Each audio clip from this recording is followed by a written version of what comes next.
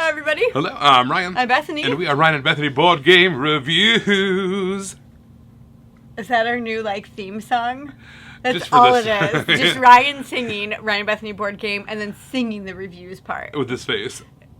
Exactly. Yeah. So, today we'll be talking about Tapple 10, and this is published by The Op. But before we do, we just want to remind you to subscribe and hit that notification bell so you can see all of our stuff as it comes out, because it's great and you'll want to see it.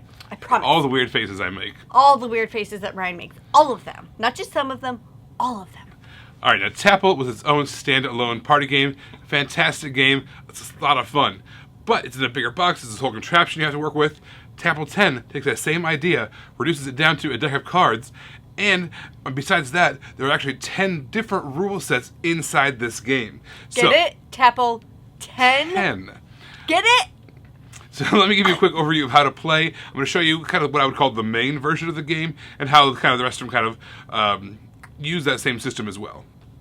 Tapple 10 is an interesting game to teach because there are 10 different versions of it. So if you're kind of going through the rule book, the first one is called Tapple 10 Alpha, which is the one I'm going to show you how to play. But there are a ton of other options that have different player counts, different time limits, all different kinds of rules. But they all kind of focus around these same components and the same style of play, which is we have these multi-use cards.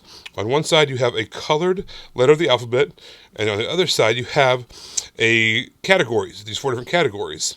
So, to play the first one of the rule book, which is what we're going to call kind of the main game, it's going to look a little something like this. What's going to happen is you're going to flip over the top card of the deck. You're going to determine what color it is, and you're going to find that same matching color category. All right, so here we have cats and dogs. We have the letter L. So now the goal is to yell out a cat or a dog that starts with an L as fast as possible. So we might say Labrador. If we're the first one to call that out, and it's the correct answer, we're able to take that as a point.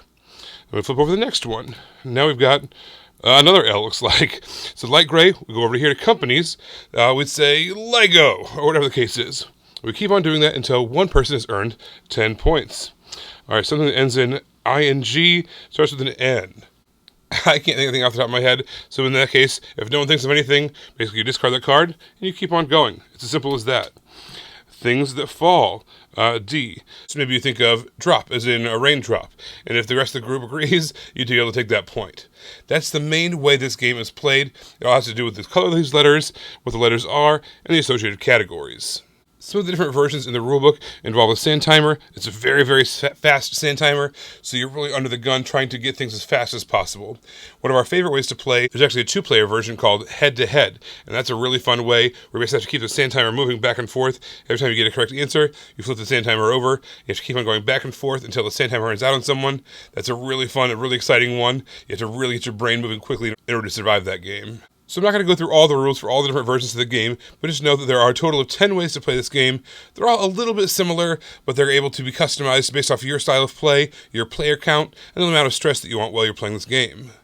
So there's many ways to play. There's those 10 ways to play, but the main way is alpha. And I have to say, I was actually really impressed because most party or party-like games don't work great 2-player.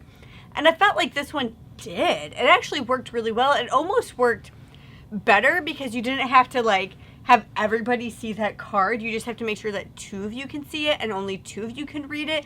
So it wasn't like you're trying to get a lot of people around that. So I actually felt like the 2-player version of this worked out really well.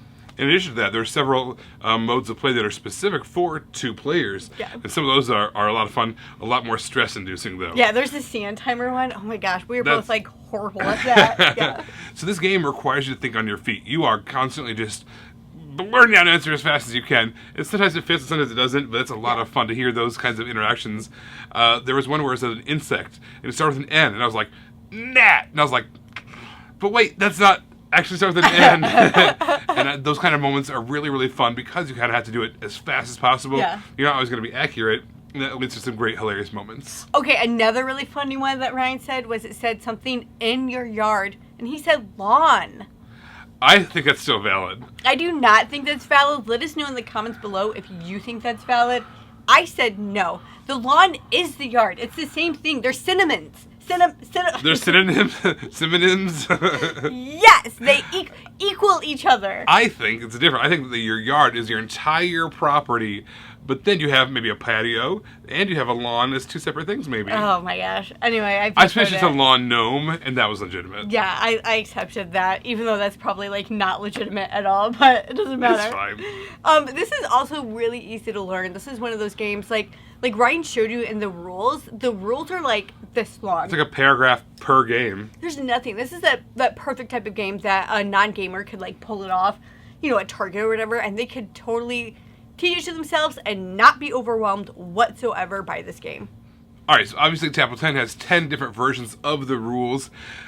I am hesitant to think that most... Does it? Does it have 10 different versions? There are 10 different rules. They're all kind of similar. There's a lot of overlap between them. I'm hesitant to think that a lot of playgroups are going to play all 10 on a regular basis. I have a feeling most playgroups are going to find their 1, 2, 3 favorites, or basically their one favorite based off of player count, perhaps. Yeah. Or something like that. And that's fine, because it's still a great time. But having 10 was 5 more than they needed. But it's cool to explore the first time through. Kind of playing them all through once is a good time. But then I have a feeling most groups are going to lock into their 2 or 3 favorites. Yeah, the things that they like to play.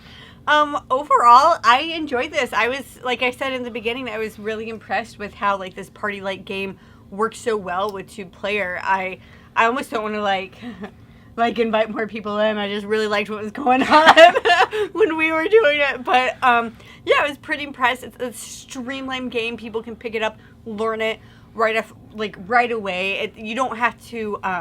This is a game that non-gamers can play to let them know that they are gamers. Exactly.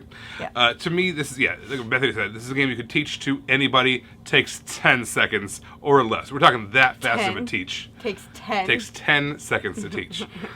That's probably why I said that, because it's in my head.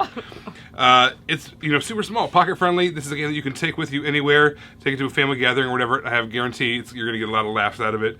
Tapple 10 is a great time. Everybody, thank you so much for watching. Don't forget to subscribe and push that notification bell so you can see our videos as they come out. Until then, you can find us in all of these places. You guys, thanks for watching, and we will see you next time. Bye. You guys, thanks so much for watching. This game was provided to us by a publisher in exchange for a fair and honest review. And if you want to see more stuff, check out over here to see something we think you might like. And over here, we think that YouTube has picked out a great video for you you're going to love. Thanks, guys. We'll see you next time. Bye.